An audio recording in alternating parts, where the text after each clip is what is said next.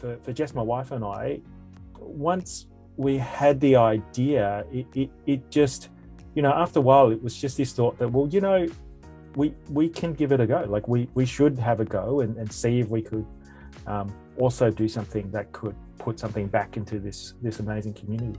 Before we decided to jump in full time, when we first came up with the idea, it's probably like other ideas that people come up with and go, oh, well, maybe that's something or nothing. But initial validation was actually just meeting other families that talked about the same problem. That then sort of got us to the point, like, actually, this thought that we just had one evening isn't nothing. It might be something. And then when we did start, it was just lots of, interviews and discussions with families first. Families were very approachable, I guess, because we're one of them, I guess. Yeah. And then, we started to get more support from the professional community as well. And then just through those discussions and, that really helped us to validate the problem and sort of guide us on sort of where we needed to go. That being said, being an engineer, one thing I have had to learn is not to, base it on our experience. I mean, I feel very fortunate that I live the same lives as essentially like my customers. I'm really proud of that. But I do have to be really careful that we don't just build something that's great for me. It's as an engineer, it's one of those things I've had to learn. It's so tempting to just build something and from start to finish based on everything that I reckon, and then nobody loves it. While you might have a pretty good understanding in principle of the problem, how you might address it, you learn all the sort of the nuances of what people are thinking as you talk to them, and that sort of really then eventually turns into how, I guess, your product, your app or whatever should actually function. We needed to get something out there, like a prototype, an MVP that people could test and really start to give feedback on once we had enough to build something like that. So so that was really the next step. And then sort of parallel to that, getting funding support, getting organization support, getting in some ways some sort of attention so that people knew about us.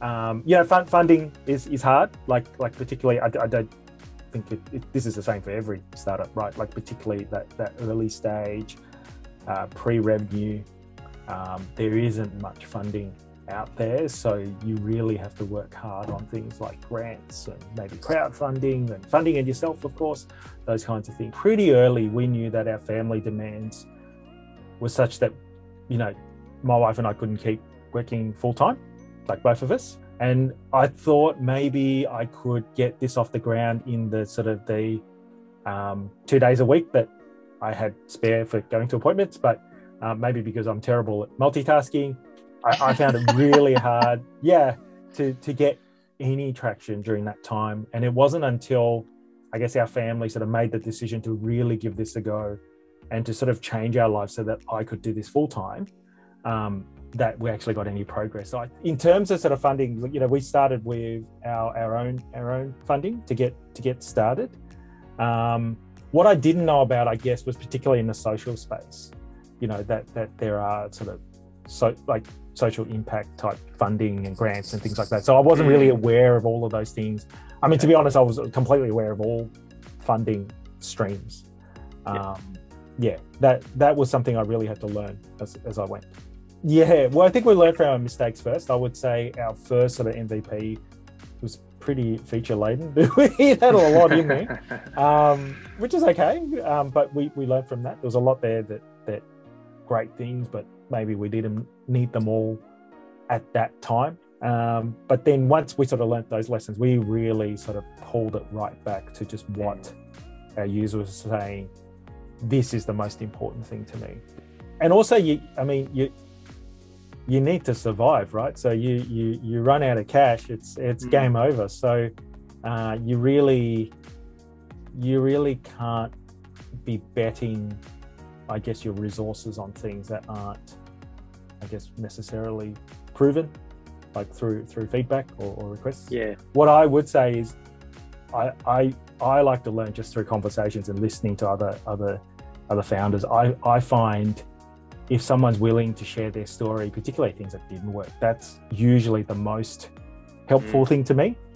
The simplest way I would explain it to people is when you start, try and spend $0 if you can, you know, in the stages where you're just validating things. Test your ideas with people just on paper, or just, you know, with non-functioning designs and all that kind of stuff.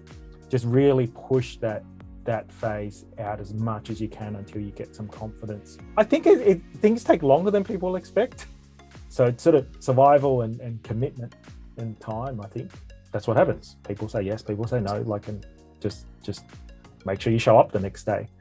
And then having other things around you, like just good support networks and people you can talk to, I think has been really important.